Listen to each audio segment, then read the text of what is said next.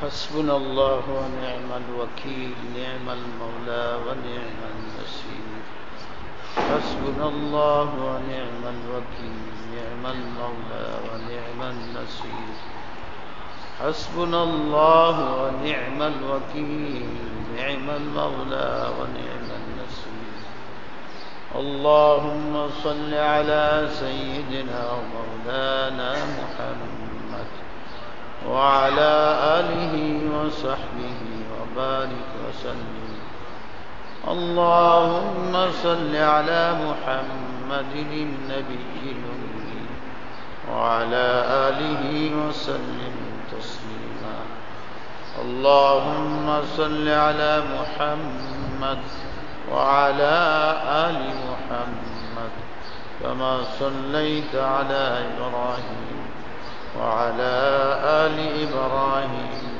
إنك حميد مجيد اللهم بارك على محمد وعلى آل محمد كما باركت على إبراهيم وعلى آل إبراهيم إنك حميد مجيد قال رسول الله صلى الله عليه وسلم تركت فيكم أمرين لن تضلوا ما تمسكتم بهما كتاب الله وسنة رسوله এই হাদিসের মধ্যে রাসূল পাক সাল্লাল্লাহু আলাইহি ওয়াসাল্লাম বলেন যাদেরকে আল্লাহ রাব্বুল আলামিন দয়া করছেন এবং যে কোনো উপায়ে সে মুসলমান হয়েছে অনেকে তো অনেক কষ্টের পরে মুসলমান হয় আগের যুগে রাসূল পাক সাল্লাল্লাহু আলাইহি সাল্লামের যুগে ইসলাম গ্রহণ করা বিভিন্ন কারণে অসুবিধা ছিল সারা দুনিয়া কুফর এক অসুবিধা পারিপার্শ্বিক অবস্থা কুফরিতে বের হয়ে আসা আবার ইসলাম গ্রহণ করলে জীবন ইজ্জত সম্মান ইত্যাদির প্রশ্ন ছিল বিভিন্ন কঠোরতা ছিল এর মধ্যে দিয়ে অনেকে ইসলাম গ্রহণ করছে আলহামদুলিল্লাহ আমাদের এত পরীক্ষিত হইতে হয় না এটাও আমাদের মুরব্বীদের পূর্বসূরীদের ত্যাগ কুরবানি ফলে আমরা অতি সহজে ইসলাম গ্রহণ করছি এর জন্য আমাদের কুরবানি করতে হয় না জান দিতে হয় না বরং জন্মের পরে আমরা সম্মানী হয়ে গেছি মুসলমান এটা তো আল্লাহর বহুত বড় নেয়ামত কোনো কষ্ট নেই যারা তোমরা সহজে ইসলাম গ্রহণ করছো সহজে গুমরা হয়ে যাওয়ার সম্ভাবনা মুফত কা মাল সমুন্দর মে ডাল এটা কয় মানুষে উর্দুতে যে মাল অর্জনে কষ্ট হয় না ওগুলো খরচ করতেও কষ্ট হয় না অপচয় কষ্ট ছাড়া মাল অপচয় করে মানুষ খুব অপচয় করে ওখান থেকে বোঝা যায় এটা কষ্ট ছাড়া মাল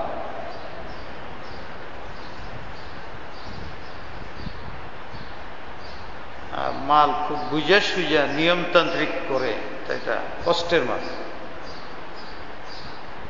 অনেকে তারে মানুষে বখিল বলে, যে লোকটা পয়সা খরচ করে না। বিবাহ হইল ছেলে, কোটিপতি মানুষ, মাত্র 1 লাখ টাকা খরচ করছে। হাদিসের মধ্যে এসে অনেক বখিল খুব ভালো, এরকম বখিল হওয়া ভালো। যারে মানুষে বখিল কয়, গুনার কাজে টাকা খরচ করে না, এই জন্য। সাদাকাতুশ শাহী, এর মানুষে বখিল বলে। এই বখিলের দান করলে এটা আল্লাহর কাছে সবচেয়ে বেশি দান, যাই করে কাছে অপচয় করেন। আমাদের দেশে যদি কোনো মানুষে দিনের লাইনে খুব বেশি খরচ করে, অনেকে বলে যে মাগনা কামেছে তো প্রতি বছর হজ করবার দাম। আর যদি যেগুলো আমাদের দেশে রসুমাত আছে, প্রচলন আছে, বিয়া শাদীর মধ্যে, আকিকার মধ্যে, জন্মবার্ষিকী, এগুলোর মধ্যে যদি বেশি খরচ করে, যে লোকটা দিল দিছে আল্লাহ, খুব বড় দিল। আল্লাহ আমাদের বুঝবার তৌফিক। কষ্টের মাল খরচ করা কঠিন।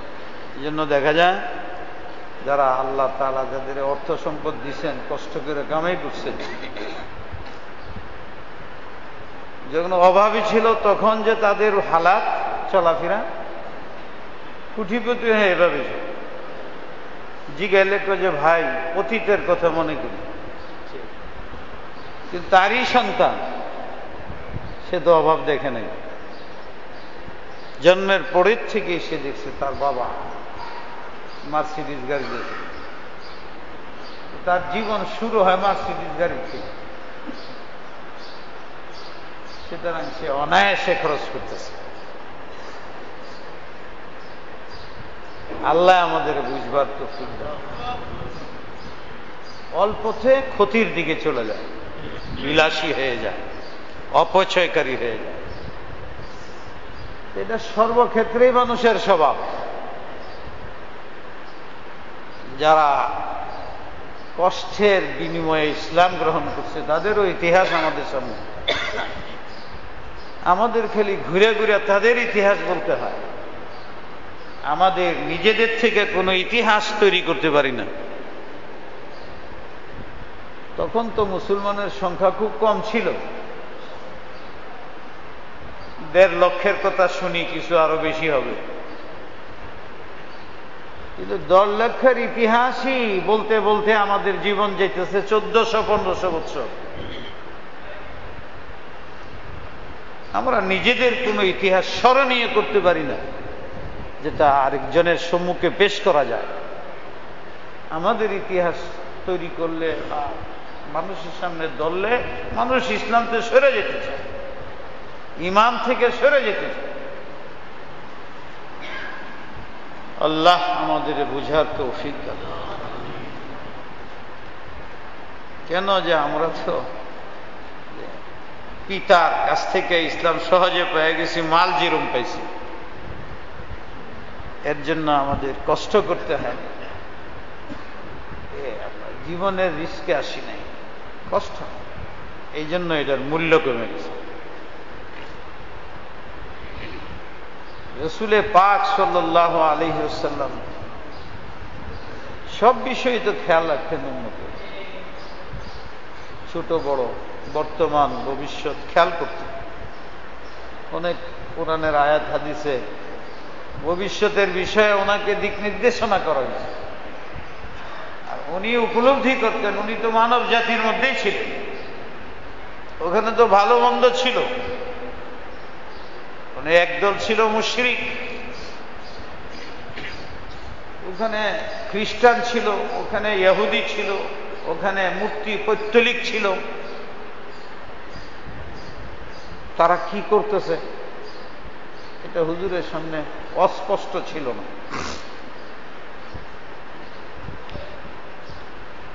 ওখানে অর্থবিদরাও ছিল, যারা ব্যবসা বাণিজ্য করত, কৃষি কাজ করত, এইভাবে বিভিন্ন উপায়ে অর্থ উপার্জন করত, এইরকম লোকও ছিল। তাদের সাথে আল্লাহ রসুলের সমাজ সমাজ কথাবার্তা চলাফেরা হয়েছে। যারা সভ্য হয়, যাদের মধ্যে মানবতা বোধ থাকে, ধর্ম না থাকলেও তাদের ব্যবহার, তাদের ব্যবসা বাণিজ্য, ওইটা হুজুর দেখছেন। আর যারা মানুষের মনুষ্যত্ব বুঝে না, ভদ্রতা বুঝে না, মানবতা নাই, তাদের ব্যবহার, তাদের অবস্থানও তো আল্লাহ রসুল দেখছেন। ওই যুগে তো পরবর্তী যুগে এরকম তো বৃদ্ধি পাবে, কমবে না। এটা উনি উপলব্ধি করেননি, দেখছেন। রাসূল পাক সাল্লাল্লাহু আলাইহি সাল্লামের যুগে পৃথিবীর বড় বড় রাষ্ট্র আছে, এখনকার যে বড় বড় রাষ্ট্র তার সে কম না। ধরতে গেলে সারা পৃথিবী তখন দুই ভাগে বিভক্ত ছিল। যেমন কিছুদিন পূর্বে সোভিয়েত আর আমেরিকায় বিভক্ত ছিল, সাম্রাজ্যবাদী আর কমিউনিস্ট। সারা পৃথিবী তাদের গ্রাস করে। ওখানে এরকম ছিল। একটা ছিল রোম রাষ্ট্র, রোম সাম্রাজ্যবাদ, আরটা ছিল পারস্য। এই দুয়ের ভিতরে বিভক্ত ছিল। নবী আলাইহিস সালাতু ওয়াস সালাম তাদেরকে ইসলামের দাওয়াত পেশ করছেন। হুদাইবিয়ার সন্ধির পরে তো পারস্যের সম্রাট হুজুরের চিঠিকে ছিঁড়ে ফেলায় দিয়েছে।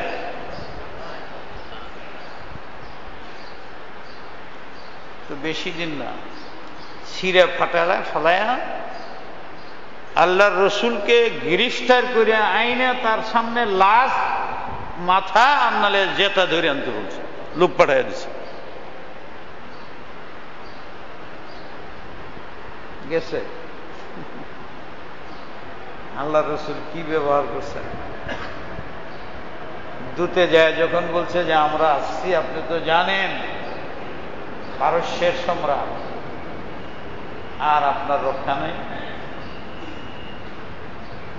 আপনার ব্যবহার তো খুব ভালো, ভালো লাগে, আমার সাথে চলেন, বুঝায় বাজায় দেখি, যাতে আপনাকে জীবনে শেষ না করে এটা করা যায়। এমন কথা আবার মদিনায় গিয়ে হুজুরের সামনে, তিনি নবী, আর কিছু না হইল নবী। তো মানুষের যখন মেধাগ্রস্ততা দেখা দেয়, তো নবীর কথা, নবীর গুরুত্ব, এগুলো তার সামনে আসলে সে তাওয়াক্কা করে না, গর্মি দেখা। কোরআন আবার কি, রসুল আবার কি, করতে আসে নিজের ক্ষমতার বড়াই। হুজুর কিছু বলেন, আল্লাহ অনেক বলার পরে বলেন কিছু করলে আমি কালকে বলব,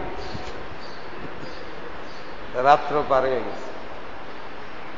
কালকে যখন আসছেন তো বলেন, হ্যাঁ তোমাদের তো একটা অর্ডার ছিল, বিরাট মানুষ,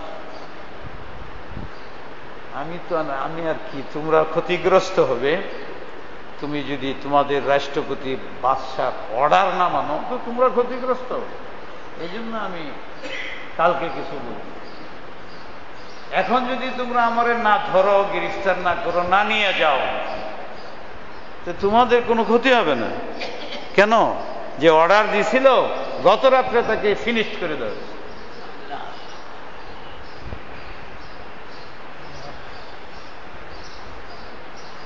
তো টেলিফোন ছিল না ওই যুগে। এই ওই রাষ্ট্রপতির হুকুম যেটা স্থগিত হয়ে গেছে, তার ছেলে এখন রাজা হয়েছে, বাপেরে কতল করে। আল্লাহ রসুল বলছিলেন যে আমার চিঠি যেভাবে ছিঁড়ছে এই রাষ্ট্র এভাবে ছিঁড়ে যাবে। মাজ্জাক আল্লাহু কুল্লা মুমাজ্জাকিন, আখরাজাহুল বুখারী। বুখারীতে হুজুরের জীবদ্দশা একদম খাইটা খুঁটে শেষ। ওরা অবাক হয়েছে, বলে কি, বলে কেমনি যায়। খায়ের খবর নিছে প্রদেশ ইয়ামানের গভর্নর, ওনার কাছে খবর যায়, উনি করেন যে এই ঘটনা। তো বলো কি, আমিও তো এখনো খবর পেলাম। খবর নিয়ে দেখে যান গত রাত্রে সব শেষ।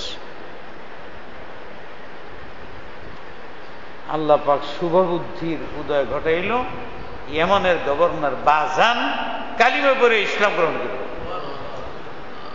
তার সাথে পুরা ইয়েমন ইসলাম গ্রহণ করল। হুজুর আলাইহিস সালাম বলেন, হাদিসে আছে বুখারী মুসলিমে, আল ঈমানু ইয়ামানিয়াতুন,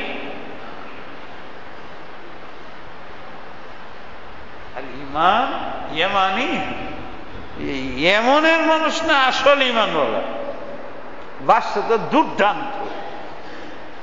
আমাকে কতল করা আদেশ দিছে, যার মাধ্যমে দিছে সে প্রথমে ইসলাম গ্রহণ করছে। আর আন্নাসু আলা দীনি মুলুকিহিম, আমার সন্তান তো আমার অধীনে চলে। 15 বছর পর্যন্ত তো কোনো কথা বুঝতো না, শুধু আমার চরিত্রে চরিত্রবান হবে, আমার কথা শুনেছে, সে বুঝে, পড়ে না যে সে স্বাধীন হয়ে যায়। স্বাধীন হলে ওইটাই করে 10-15 বছরে যেভাবে গড়ে তুলছে বা যেভাবে গড়ে উঠছে আমার চরিত্র দিকে। স্বাধীন তো হ্যাঁ পরে হয়। ঈমান ইয়ামানিয়াত, বাদশাকে যখন দেখছি ইমানদার হয়ে গেছে, সব ইমানদার। দেশের মানুষ যে যত কিছুই বলুক, সাধারণ পাবলিক সহ তাদের রাষ্ট্রের প্রতি দৃষ্টি থাকে। যারা রাষ্ট্র পরিচালনা করে তাদের চরিত্র, তাদের ঈমান বিশ্বাস, তাদের সিদ্ধান্ত, এগুলো তারা মনে প্রাণে মেনে নেয়। প্রভাব সমাজে সেটা প্রবল থাকে। 2-4 জন ব্যক্তি জীবন ব্যক্তিভাবে সামাজিক করে, এগুলো ভিন্ন, এগুলোর কোনো ভিত্তি নেই। রাষ্ট্রীয় ক্ষমতা যেদিকে যাবে সেভাবে এই সমাজ গড়ে উঠবে। দ্বীন আন্নাসু আলা দীনি মুলুকিহিম, বাদশার বিশ্বাস রাষ্ট্রে তাই আছে। বাজান ইসলাম গ্রহণ করছে, কাফের ছিল, শুভবুদ্ধির চিন্তা করছে, ফিকির করছে, বিরাট শক্তি তছনছ হয়ে গেল সেকেন্ডের মধ্যে। সত্য নবী সে ইসলাম গ্রহণ করছে, ফলে পুরা দেশ ইসলাম গ্রহণ করছে। ইথিওপিয়া, আসামা ইসলাম গ্রহণ করছে, পুরা দেশ ইসলাম গ্রহণ করছে। আল্লাহ আমাদের বুঝবার তৌফিক। আরেক শক্তি ছিল রোমান শক্তি। হুজুরের চিঠি পাইছে সে, পায়া অনেক তাহকিক করছে, অনেক অনুসন্ধান করছে, অনেক দিন পর্যন্ত অনুসন্ধান করে তার পুরা দিলের মধ্যে আছে নবী। তার এক বন্ধু ছিল, তার কাছে চিঠি লিখছে, জানছে নবী, সব নবী। সে নিজে বড় আলেম ছিলেন, তৌরাত ইনজিল জানতো, ওই যে নবীর পরিচয়টি ঠিক। নবী আলাইহিস সালামের দাওয়াতনামা সে শুনাইছে। আমি যদি এই নবীর কাছে যেতে পারতাম, পাও ধোয়া পানি আমি শরীরে লাগায় বরকত নিতাম। দিলের অবস্থা, লাগাসালতু আন কাদামাই,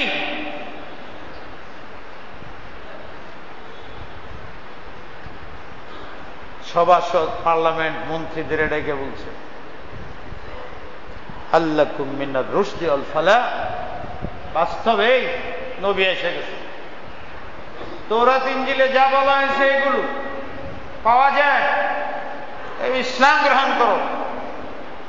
বিরাট ঘটনা আমি শুনেছি, হয়তো সব বিদ্রোহ, তাকে হত্যা করার চেষ্টা চালাইছে। নবীকে জানাইছেন, আল্লাহর রসুলকে চিঠিতে বললেন যে ইয়া রাসূলুল্লাহ, আমি মুসলিম। হুজুর বলছেন, কাযাবা আদুল্লাহ ওয়া আলা নাসরি। সেই সব ঘোষণা করলো, তখন পার্লামেন্টের মধ্যে বিদ্রোহ দেখা দিল। সব ছিল কাফের, যে আমার রাজ্য যায়, ক্ষমতা যায়, তখন আবার সব দিয়ে ডাকেছে। আগেই বুঝছে এই পার্লামেন্ট ভবনে ডবল দরজা লাগায় বন্ধ করে আছে। আসলে বলে, শুনো শুনো শুনো শুনো শুনো শুনো, আমি যে আগে ইসলাম গ্রহণ করতে বললাম, এটা আসলে আমি তোমাদের পরীক্ষা করছিলাম। কেন এমন নবী একজন বাইর হয়েছে, হে দেশে এসে দাওয়াত দিলে তোমরা কি তোমাদের খ্রিস্টান ধর্ম ছেড়ে মুসলমান হয়ে যাও কিনা, এটা আমি পরীক্ষা করছি। আমি খুশি আনন্দিত যে তোমরা অত্যন্ত মজবুত তোমাদের ধর্মে, এই নবী কিছু করতে পারবে না। ফাআতাউ লাহু ওয়া সাজাদু। হ্যাঁ, মাশাআল্লাহ, আমাদের বাদশাহ কত বড় বুদ্ধিমান, দেখছো, সবাই পরীক্ষা করে।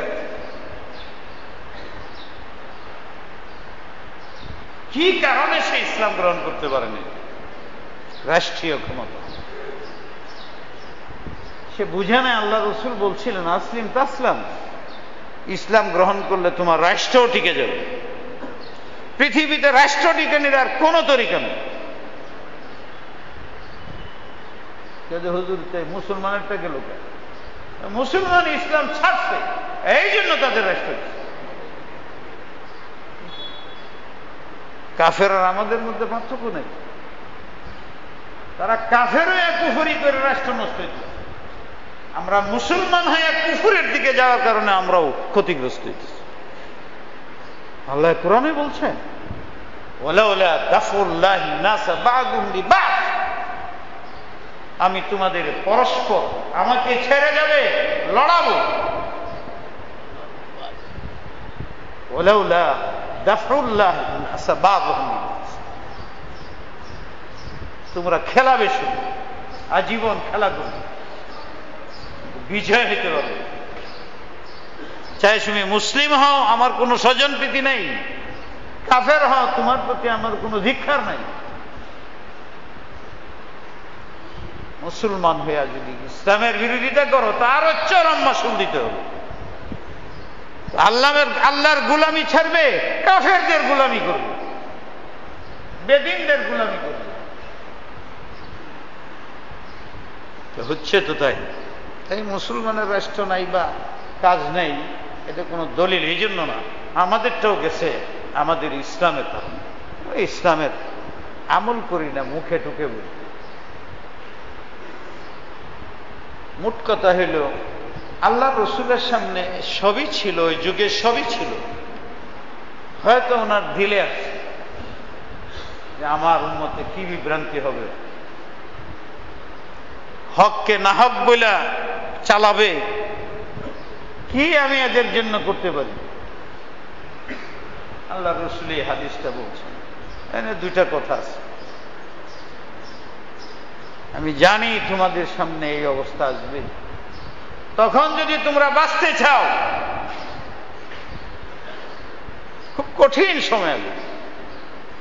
কুফুর কুফুর, বাতিল বাতিল বোঝা যেত, মুনাফিকি হইতো, কিন্তু মুনাফিকি আল্লাহ রসুলকে ওহীর মাধ্যমে জানায় দিত। কিন্তু এখন তো মুনাফিকি ধরা যায়, কার দিলে কুফরি, কার দিলে দালালি, এ তো ধরা যায় না। কাজে তো দেখা যায় সব আব্দুল কাদের জিলানী। কথা তো এরকম মনে হয়, মিষ্টি মিষ্টি কথা, কিছু বলা তো যায় না, মানুষ বিভ্রান্ত হয়ে যায়। এই বিভ্রান্তের সময়ে তোমরা হকের উপরে, সত্যের উপরে সুদৃঢ় থাকবে কিভাবে? তোমাদের যুগে সবচেয়ে বড় ফিতনা যেটা আসবে, কুফুরিকে ইসলামের নামে চালু করা হবে। বেদাত ইসলামের নামে চালু হবে।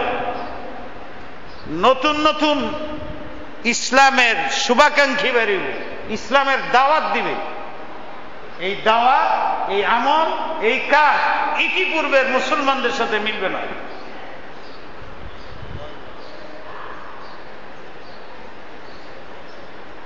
এমন সমস্যা দেখা দিবে, নতুন নতুন মশলা বেরিয়ে। আমাদের দেশে এখন ইসলামের এমন শুভাকাঙ্ক্ষী বেরিয়েছে, আব্দুল কাদের জিলানী বলে কাফের, মঈনুদ্দিন চিশতি কাফের।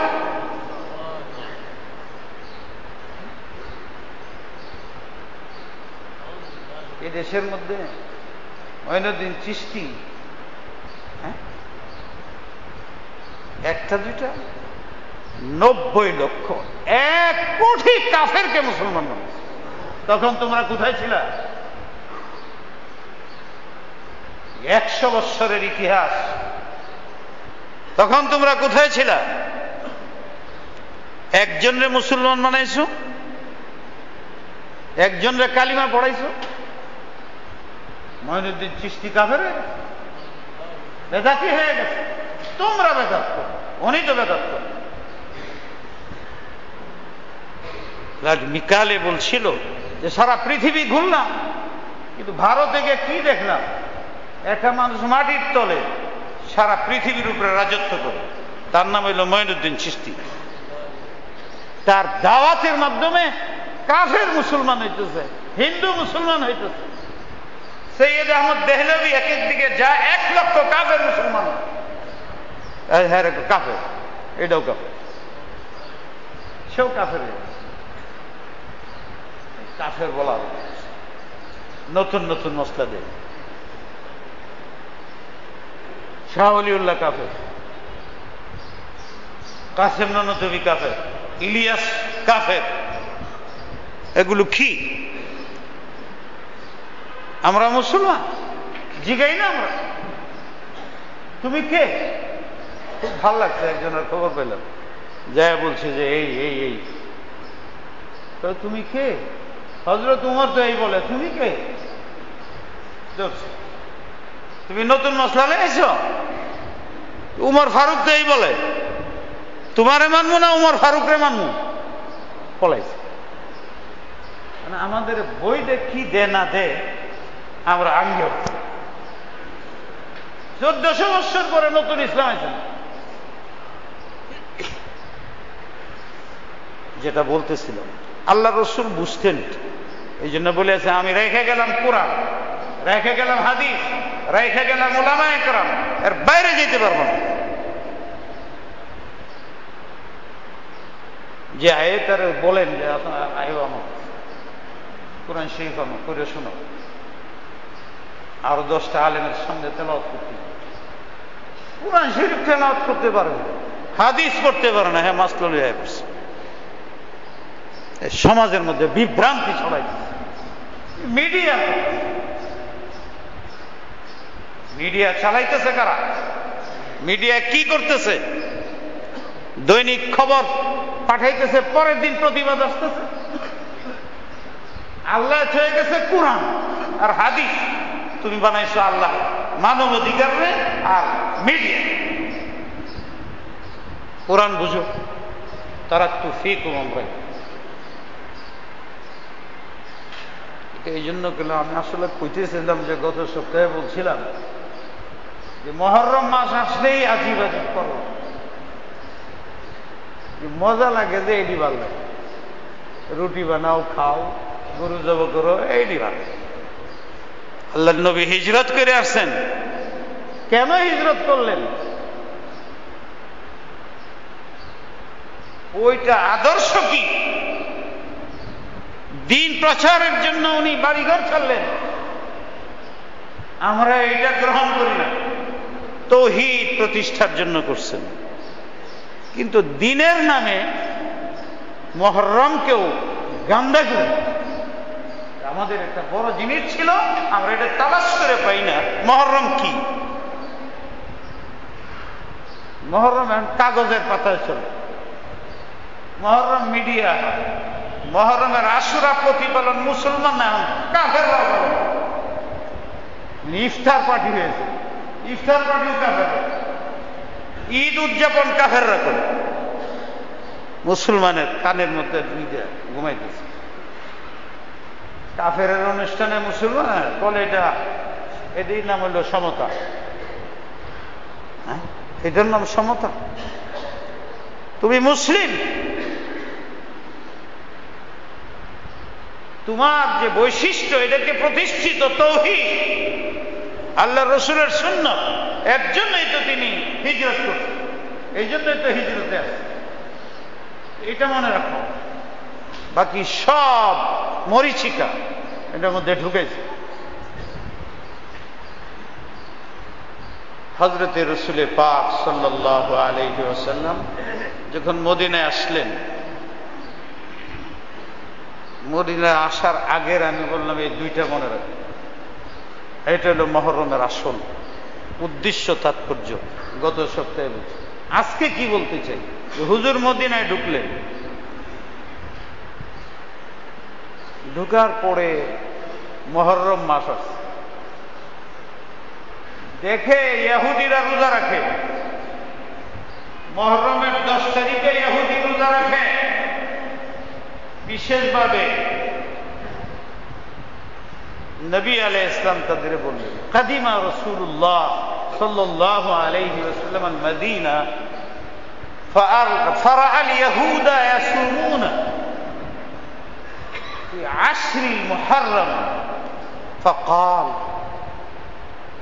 لماذا هذا الصوم تصومون أنتم কি রোজা রাখেন? বলে إن الله سبحانه وتعالى نجا موسى وقومه من فرعون। তাহলে বোঝা যায় আল্লাহ রসুলের আগে এই আশুরা রোজা কেন উনি জানেন। উনি যেটা জানেন এটা জানেন। এরা কেন রাখে? এটা মদিনা। 10ই রোজা আশুরার এটা আগের থেকে আছে। ইসলামের আগের থেকে যত ধর্মকে জড়িত আছে। কিন্তু এটার ভিতরে মদিনায় দেখা যায় আরেক দলে, এরা কি নতুন কিছু ঢুকে গেল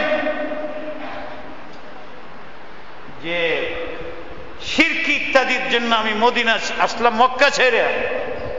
আবার এই পরিবেশে এরা কি করে? হুজুরের জানা ছিল বা জানা থাকলেও উনি জিজ্ঞাসা করছেন সবাই জানার জন্য। নাজা আনজাল্লাহু সুবহানাহু ওয়া তাআলা মিন ফিরাউন ফাসামা ওয়া সামা কওমুহু ফানাহনু নাসুম। এর শুকরিয়া তান মুসা আলাইহিস সালাতু ওয়াস সালাম এবং তার কওমে একটা রোজা রাখছেন। আমরা তারই ধারাবাহিকতায় আশুরা রোজা রাখি। আল্লাহ রসুল জানে কি জবাব দিলেন, এটা বুখারী শরীফে আছে। নবী আলাইহিস সালাম বললেন, নাহনু আহাক্কু বিমূসা। আরে তোমরা মুসার উম্মত, আমি হইলাম মুসার ভাই। হেও নবী, আমিও নবী। আল আম্বিয়া কুল্লুহুম আল্লাতুন, হাদিসে আছে। মা শরীক ভাইকে আল্লাত বলে। আমরা সব নবীরা মা শরীক ভাই। কেন? মা হইল আসল। তো ইসলামের যে শরীয়তের বিধানগুলো এটি 2 ভাগে বিভক্ত। কতটি আসল, এটি না হলে বাকি বিফসল বাদ। যেমন লা ইলাহা ইল্লাল্লাহ, তাওহীদ, এটা আসল। যদি এটা না থাকে নামাজ পড়লে হবে না, রোজা রাখলে হবে না। আসল কোনটা? আল্লাহ এক। দিনের আসল, দিনের মা হইল তাওহীদ। তাওহীদের মধ্যে আমি মুহাম্মদ সাল্লাল্লাহু আলাইহি সাল্লাম এবং মূসা এক। তাইলে আমরা হইলাম মাশরিক ভাই। বাকি আমাদের বাকি বিধানের মধ্যে কিছু কম বেশ আছে, কিন্তু আসলের ভিতরে আমি এবং মূসা এক, মাশরিক ভাইয়ের মতো। নাহনু হাক্কু বিমূসা, তাইলে হযরতে মূসার হক আমার উপরে বেশি আর আমার উম্মতের উপরে বেশি। তোমরা একটা রোজা রাখো, আমি আমার উম্মতকে বলে গেলাম তোমরা আরেকটা বাড়ায়া দুইটা করে 10 তারিখের আগে উত্তম, 9 আর 10, নাহলে 10, 11 দুইটা রাখবা। হযরতে মূসা আলাইহিস সালাতু ওয়াস সালামের শরণার্থী, উনি আমার ভাই, ওনাকে আল্লাহ মুক্তি দিয়েছিলেন, তার শুকরিয়া আদায় করো। কিন্তু ফরজ না, ওয়াজিব না, সুন্নতে মুআক্কাদাও না। না করলে কোনো গুনাহ নাই, একটা করলেও ঠিক, দুইটা করলেও ঠিক। মুস্তাহাব আমল, বাধ্যতামূলক না। এটা করতে যায় কোনো গুনাহ হয়ে যায় এরকম করো না। বাধ্যতামূলক না, এটা ফরজ না, ওয়াজিব না, সুন্নতে মুআক্কাদাও না, মুস্তাহাব না। মুস্তাহাব এর বেশি, কিন্তু সব হবে বিরাট।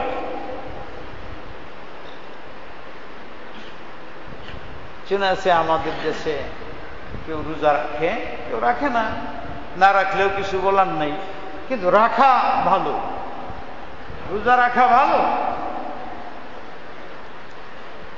আরেকটা আমল পাওয়া গেল, তাওহীদ, জিকরুল্লাহ, সুন্নাত। এই মুহররমের আদর্শ হইল রোজা। আমি আর কিছু বলতে চাই না, আমার সাথে মনের মধ্যে একটা কথা হয়েছে, এটার সাথে কারবারের মিলানো ঠিক না। তো বহু অনেক পরে আছে, দুঃখের দিন, শান্তির দিন,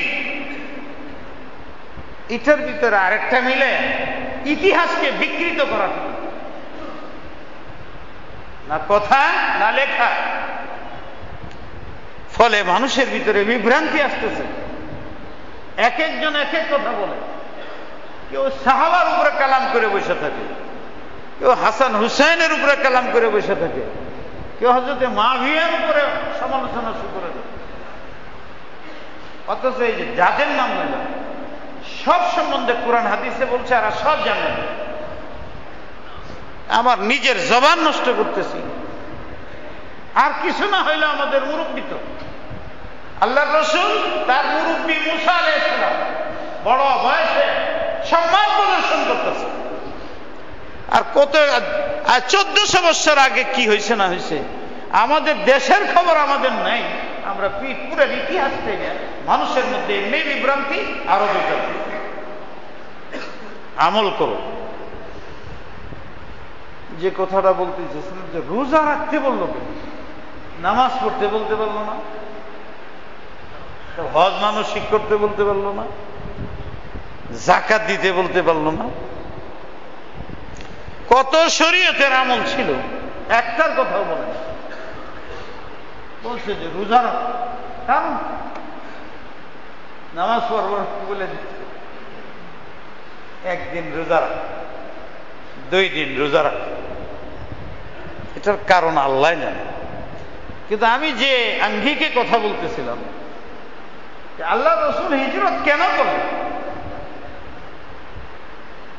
মক্কার পরিবেশের ভিতরে মানবতা বলতে কিছু ছিল, ওখানে সব যারা ছিল প্রবৃত্তির গোলামি করত, নফসের গোলামি করত, নফসে যা চায় তা করত। মানুষ নফসের গোলামি করবে, নফস মানুষের গোলামি করবে। আমার নফস আমার গোলামি করবে, আমি তার গোলামি করব। সে আমারে বলবে শরাব খেতে আমি খাবো, সে আমারে বলবে জিনা করতে আমি জিনা করব। আমি তো গোলাম হয়ে গেলাম, আমি তো মানুষ, শিক্ষিত নয়। কিন্তু সবাই জানে রাসূল পাক সাল্লাল্লাহু আলাইহি ওয়াসাল্লাম যখন পৃথিবীতে আসেন, এটা গোলামি ছিল, নফসের গোলামি। এদের ভিতর তিনটা জিনিস বেশি কাজ করত। এদের অর্থের লোভ, ফলে যে শোষণ ছিল ওখানে ছিল, ডাকাতি ছিল, পরের সম্পদ লুণ্ঠন করা ছিল। এটা হলো অর্থের ডুবাতুর যারা হয় তাদের ব্যাপার, এটা নফসের চাহিদা। আরেকটা ছিল ক্ষমতার লড়াই, ক্ষমতার লড়াই, গুত্রে গুত্রে মারামারি হইত। নিজের ক্ষমতাকে কুক্ষিগত করা, রাখা, ক্ষমতা প্রয়োগের মাধ্যমে নিজের স্বার্থ উদ্ধার করা, এটা ছিল দ্বিতীয় চরিত্র। এটাও তাদের নফস প্রবৃত্তির তাড়না ছিল। আর শেষটা পইতে তো শরমই লাগে, সেগুলো তাদের মধ্যে যৌন চর্চা, ইহাতককে ফ্রি সেক্সকে তারা সভ্যতার নাম দিয়ে দিল। কোন মহিলা তাদের ভুকের থেকে পণ্যর মতো বাঁচতে পারত। এই তিনটা কাজ তাদের ছিল, এই সবগুলো ছিল তাদের নফসের কারণ। এইগুলোর কারণেই এই পরিবেশের সংশোধনের জন্য আল্লাহ রাসূল হিজরত করে মদিনায় আসছেন। আয়েশা বললেন যে রোজা রাখ। কেন? মানুষের শরীরের শক্তি যদি কমে যায় তাহলে নিষ্ক্রিয় হয়ে যায়। আমরা রমজানের রোজা রাখি তো বোঝা যায়,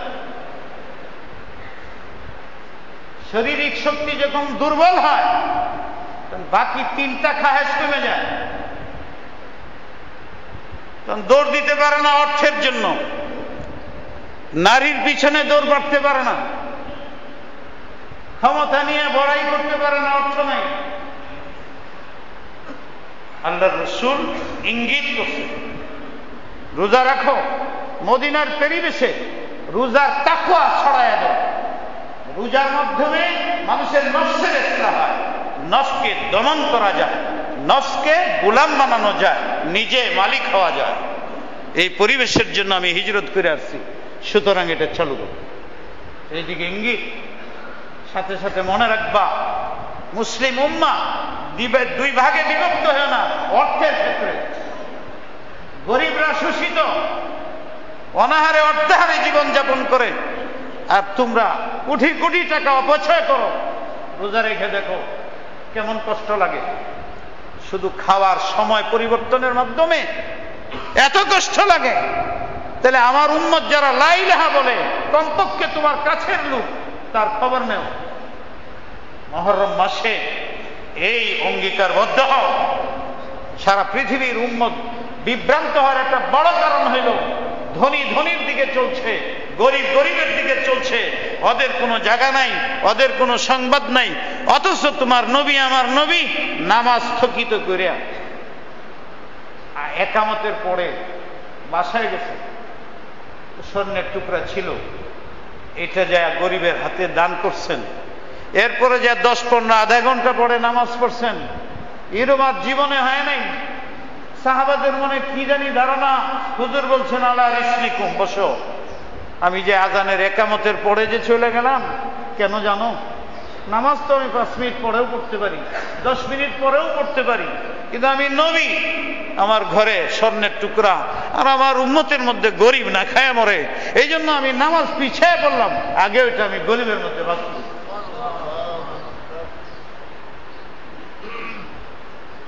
মুহররমের শিক্ষা নেও,